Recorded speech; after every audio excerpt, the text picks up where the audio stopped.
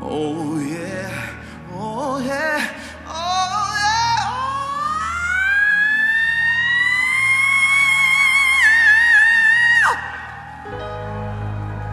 Parlo col Teatro di Firenze? Sono Paganini, Niccolò Paganini. Una domanda è seria. Prima del concerto, ma cosa mi dai da mangiare? Mi sei a mangia due trofie col pesto. Oh, il basilico lo porto io, Ciao a tutti, oggi è un'intervista di quelle meravigliosissimamente meravigliose. Oggi con me Roberto Tiranti, buongiorno, Salve a tutti, ciao tesoro. e Marco Rinaldi, buongiorno. Buongiorno a tutti e buongiorno a te, Miki. Da chi comincio per primo? Come vuoi. Allora comincio dalla mia sinistra. Sì. Marco Rinaldi, Sì. tu sei un comico, Mm. un attore, un Forse. autore, Forse. un scrittore, un narratore.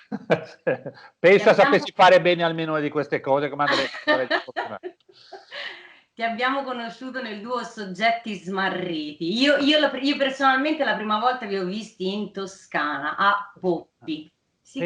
Ma figurati. In Ma dai. Toscana, sto parlando di una 25 di anni fa. Ma nel castello di Poppi? No, in un teatro. Ok, allora sì, mi ricordo la situazione, mi ricordo, sì.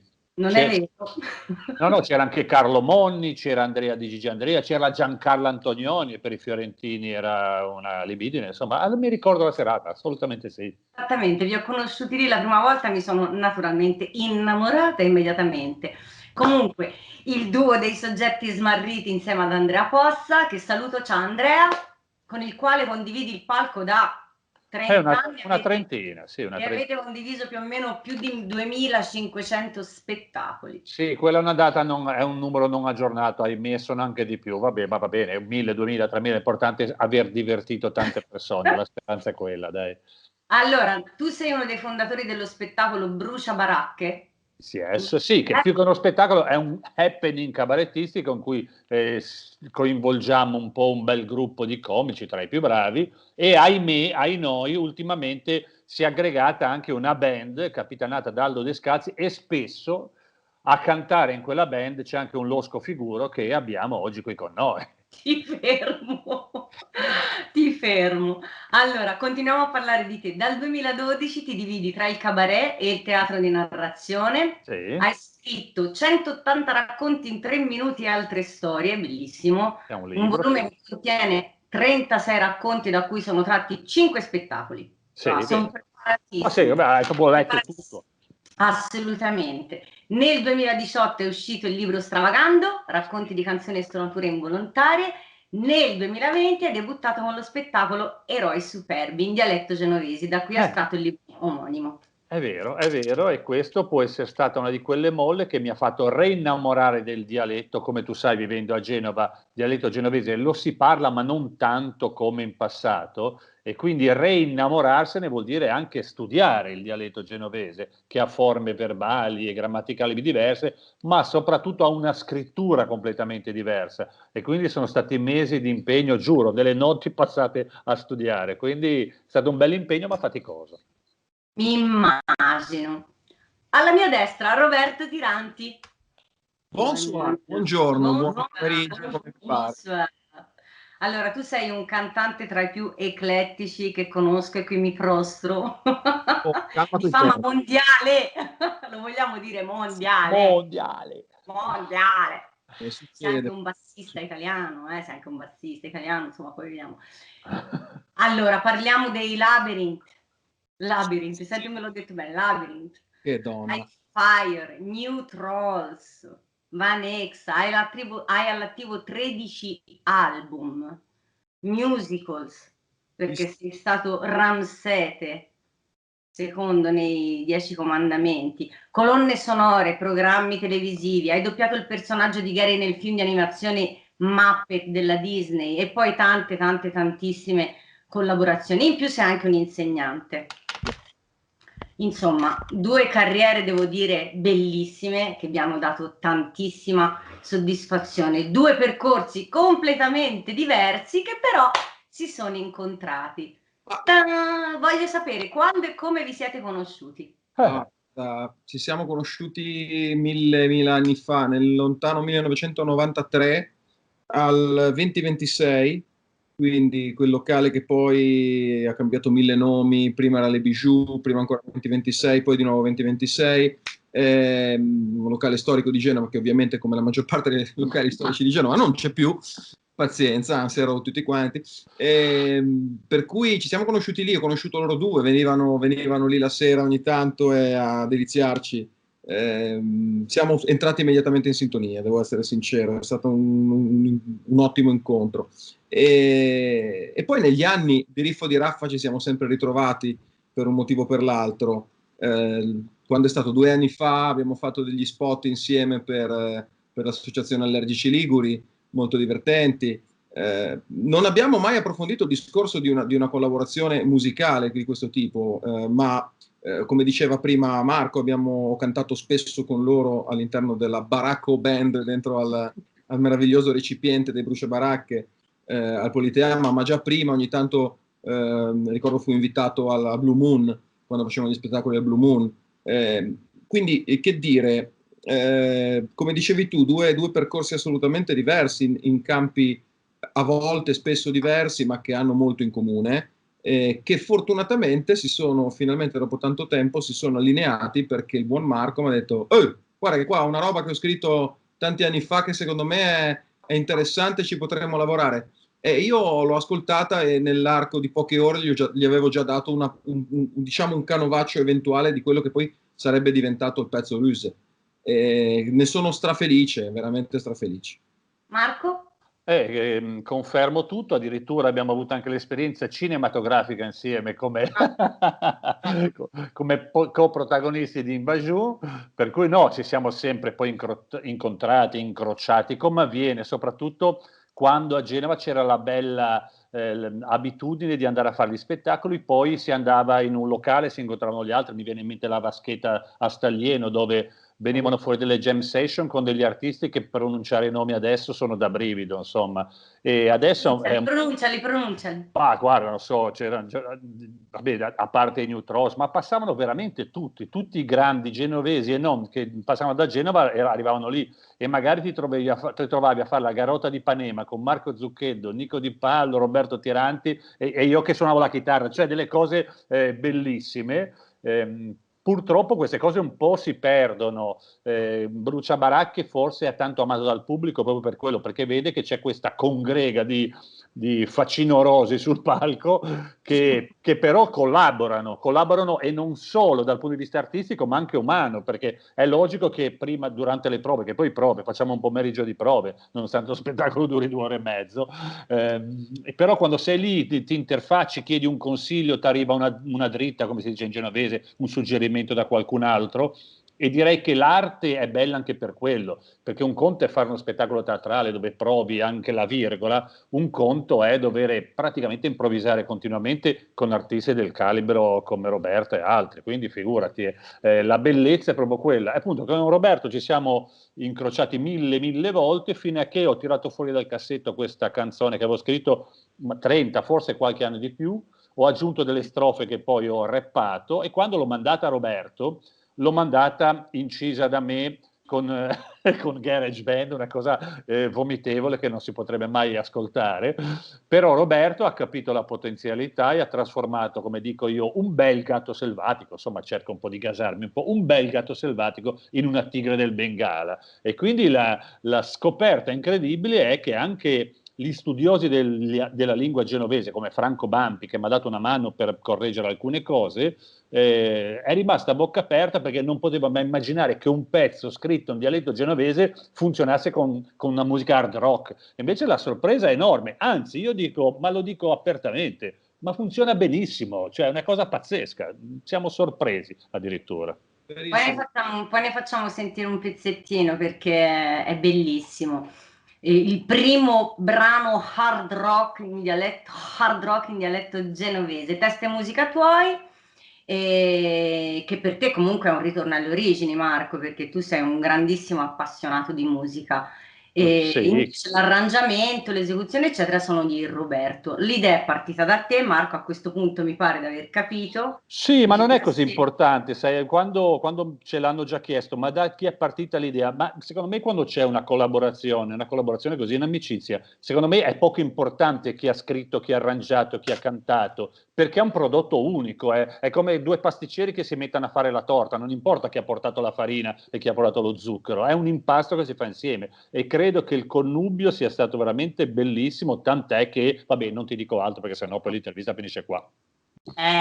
Bravo. Allora, Ruse, giusto? Yes, Ruggine.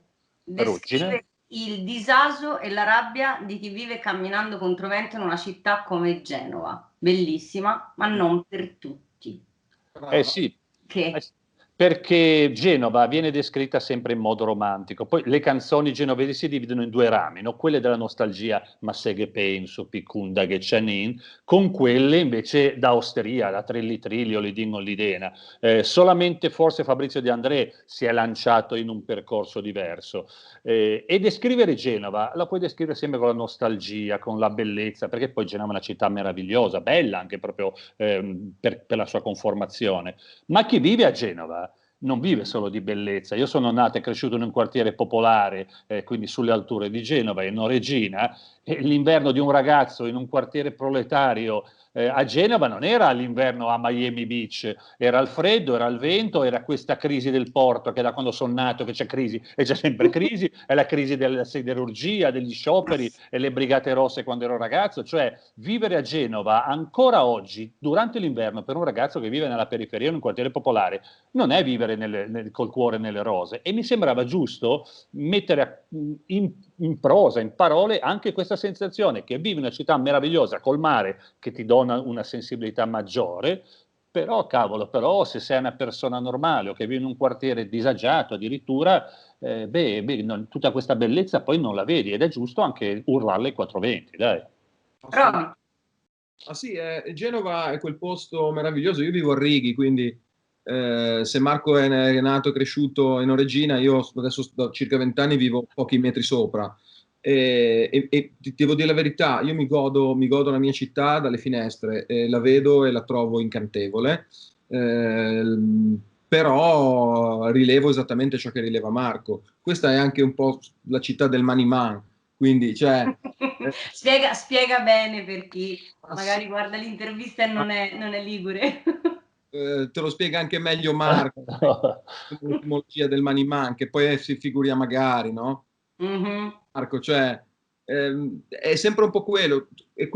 Questo Maniman io lo ricollego per esempio al mio lavoro, no? Al musicista, e qua non voglio assolutamente fare del vittimismo perché non me ne può fregare di meno. Come tu hai detto poco fa, io faccio delle cose che spesso, che nella maggior parte dei casi mi portano via da Genova.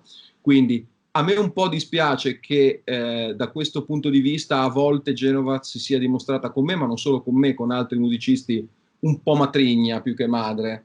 Per cui pazienza, però non importa, io sono ancora qui, non scappo perché la amo profondamente. Parte di questo Maniman è anche insito dentro di me, perché anch'io sono un po' di questa, faccio parte di questa risma, però ecco, diciamo che la solidarietà invece fra artisti credo sia esistita e possa ancora esistere, e ciò che è successo a me e a Marco lo dimostra. Ma lo dimostra anche il fatto che siamo in tanti in realtà, tutto il gruppo dei Brucia Baracche, i musicisti intendo, ma ovviamente loro per primi come comici attori, ma i musicisti, noi siamo un gruppo di persone che stanno bene insieme, ci apriamo alle collaborazioni. Ecco, Genova spesso non è aperta alle collaborazioni, invece dovrebbe essere molto più aperta alle collaborazioni, ma anche alle collaborazioni fra diversi enti, cioè settori forse. Sì, è come se si vivesse un po' per compartimenti stagni in questa città, no? E poi appunto spesso e volentieri viene fuori questo discorso che mani in mano, tirati, cosa fa tirati, e sci, vabbè, ho capito, però tanto è di Genova, per cui non sappiamo spesso valutare. Io parlo di me in questo caso, ma potrei farti la lista di tanti musicisti che comunque fuori hanno molta più risonanza che non a casa loro, ed è forse tutto sommato un peccato. Però ripeto, siamo qua, ciò che stiamo facendo io e Marco è uno di questi motivi, alla base probabilmente uno di questi motivi, cioè il fatto di essere amici, di volerci bene, di conoscerci da anni, ma anche di dare forse, se vogliamo, un piccolo segnale che ci può e ci deve essere invece un interscambio per carità, anche fra discipline e fra artisti a 360 gradi.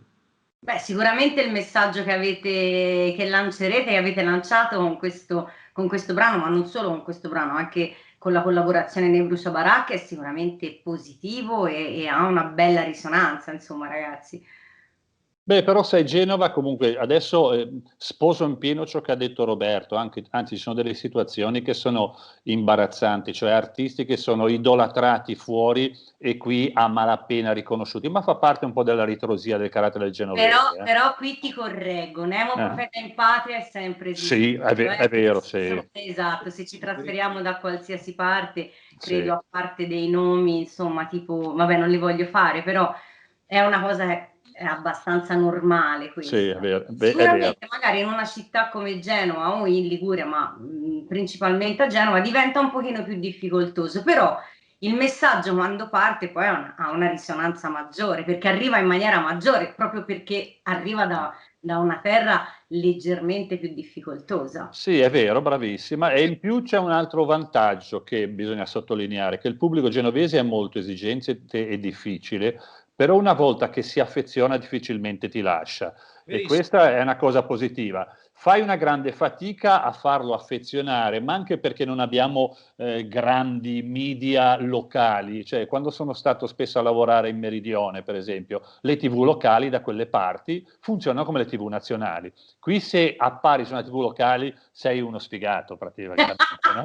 E questo purtroppo è brutto, perché con le come dire, con le realtà che abbiamo qua, le realtà artistiche, questo piccolo cambio di mentalità farebbe sì che si potrebbe ascoltare musica o vedere artisti che vengono da fuori, ma anche godersi quelli che abbiamo in casa, perché poi chi se li gode, cioè con tutto rispetto, Brucia Baracche, facciamo dei tutti esauriti che sono addirittura imbarazzanti spesso, cioè perché non fai tempo a mettere i biglietti in un teatro da 1045 posti che è già pieno, quindi vuol dire che puoi farle queste cose, però un piccolo cambio di mentalità sarebbe auspicabile. C'è da dire che, come dire, faticare a raggiungere qualcosa poi te lo fa sapore meglio quando l'hai raggiunto, dai, mettiamola così. Quello sicuramente. Io penso anche che questa sia una caratteristica talmente profonda e radicata che sradicarla probabilmente toglierebbe un po' di soddisfazione nel raggiungimento di un obiettivo. Perché comunque io ho vissuto 20 anni in Liguria, vicino a Genova, e il modus vivendi è sempre stato: se riesci a fare questa cosa qua, riuscirai ovunque. Ed è vero, è incredibilmente vero. Come di in New York, qualsiasi cosa stiamo parlando. Come in New York, se riesci a fare una cosa qua, poi la fai ovunque, quindi vedi che tutto il mondo è paese. Ci sarebbe da fare uno studio, secondo me, sociologico importante, e capire perché Genova, che è una città da 650.000 abitanti, sforni una quantità di musicisti e artisti di livello alto, proprio numericamente impressionante, perché comici, secondo me, che poi girano anche su reti nazionali, che sono conosciuti fuori, ne abbiamo una 30-40, cioè, ma 30-40 a Genova. Sono tanti, Ci sono città come Roma e Milano che se li sognano un certo numero di comici a quel livello, no? E quindi vorrei capire perché, che c'è in quest'area qua, sarà il basilico. Probabilmente. Una domandaccia: come state vivendo questo momento? Lo so, Marco, lo so, però è interessante anche il vostro punto di vista, perché ognuno di noi ha da dire qualcosa, senza entrare in polemica naturalmente, ma so che con voi possa andare sul sicuro. Come lo state vivendo? Parti tu, Roby, vai. Io personalmente lo sto vivendo da una parte pensando di affrontare una eventuale realtà nuova e mai provata prima. Questo è, stiamo veramente cambiando il nostro stile di vita a 360 gradi. Non parliamo del lavoro, per carità, perché sennò allora cominciamo a piangere subito e finiamo domani mattina, ma anche nel lavoro in realtà io credo che ci sia spazio per capire e aggiustare il tiro rispetto a ciò che abbiamo sempre pensato e fatto fino ad oggi. Per cui c'è la possibilità, attraverso una botta come questa, di provare a trarre beneficio cambiando punto di vista. e provando a reinventare qualcosa. Io per esempio non mi sto reinventando particolarmente, faccio un insegnante di canto, quindi continuo a farlo anche a distanza. Non ci Quindi mi potrai dare delle lezioni finalmente. Piantala. Ma sei bravissima, smettila. Vabbè, comunque sì, se vuoi ne parliamo, ma di qualche consiglio, ma di certo non lezioni vere e proprie, piantala un po'. No, Piantala un po'. dai, scherzi a parte, no, ma, quello è, cioè, cambiare il punto di vista. Sto facendo delle piccole produzioni musicali per conto terzi a casa.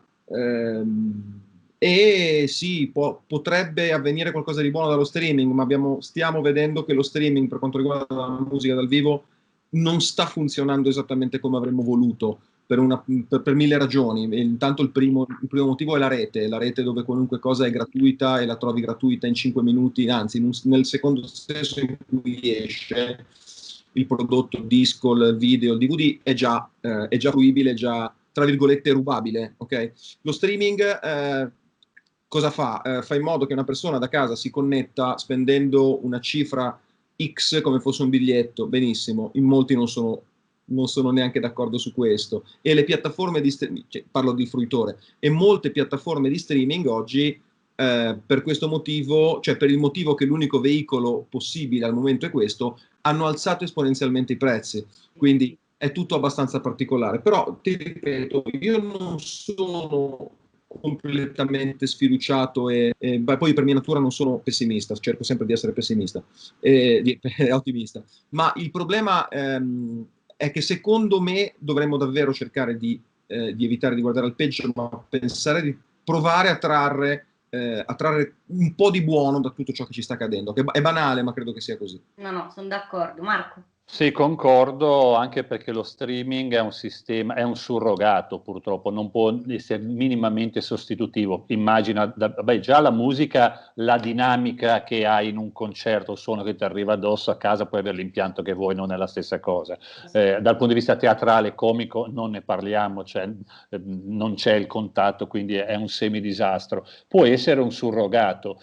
Credo che però questa attesa del ritorno a una vita normale non sia infinita, quindi io sto sfruttando questo periodo tra alti e bassi, perché in certi giorni mi dico dai, passa tutto, facciamo, e il giorno dopo sei di nuovo col sedere per terra, ma quello penso sia normale.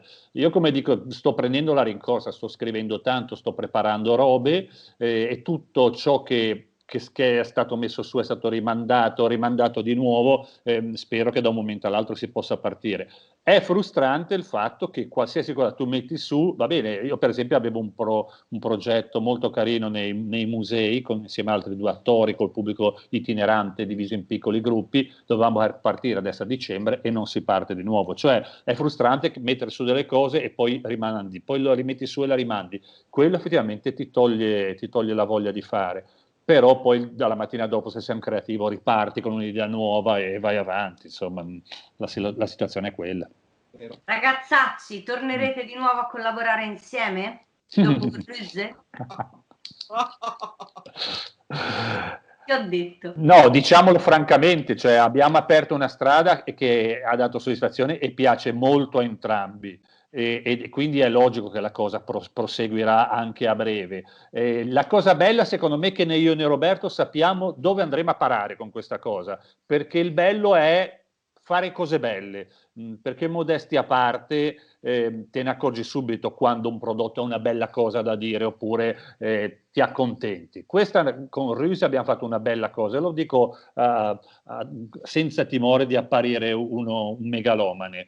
Quello che vogliamo fare dopo deve essere altrettanto bello. Abbiamo già qualcosa in cantiere lì per partire. Lavoro oggi, Ci lavora oggi, e quindi ne abbiamo cose, però come dire, la mission aziendale della ditta Tiranti Rinaldi è stata quella, ma non è che l'abbiamo decisa, è venuta fuori da sola, di fare cose belle, speriamo di un livello abbastanza alto, perché solo facendo cose belle di un livello che può trasmettere qualcosa, secondo me, adesso come adesso vai avanti, perché di artisti bravi ce ne sono tanti, di produzioni fatte bene tante, però qualcosa che sia un po' rivoluzionario, che faccia un passo avanti, non è così semplice. Speriamo di aver trovato il modo, quindi proseguiremo.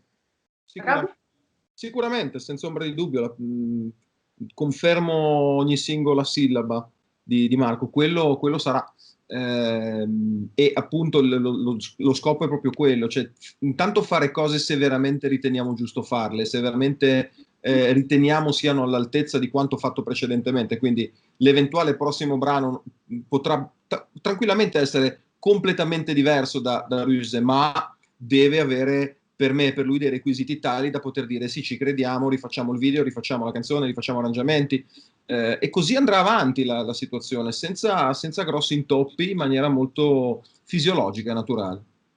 Poi naturalmente Miki, se tu vuoi fare una raccolta fondi a questo punto, cioè non è che essendo oggi genovesi ci tiriamo indietro. La facciamo assolutamente. Faremo raccolta a fondo però. Facciamo la raccolta a fondi della ditta Rinaldi Tiranti. No, siamo ricchi di famiglia, non servono quelli, dai. Che fortuna. Allora, io vi ringrazio tantissimo, naturalmente poi manderemo un pezzettino del brano se ce lo consentite, ma immagino di sì. Poi vi siete prestati a questo giochino dell'intervista doppia, quindi uno dei due adesso ci lascia perché poi lo riacchiappo dopo. Poi manderemo tutto in montaggio perché io sono curiosa. Mi sono preparata le domandine tipo, sai, alle elementari, queste cose. Sono curiosa di vedere che cosa verrà fuori. Ok. Me ne vado io, ragazzi. Ragazzi, un grande in bocca al lupo, buon proseguimento. Ciao bambini. Ciao, ciao, ciao.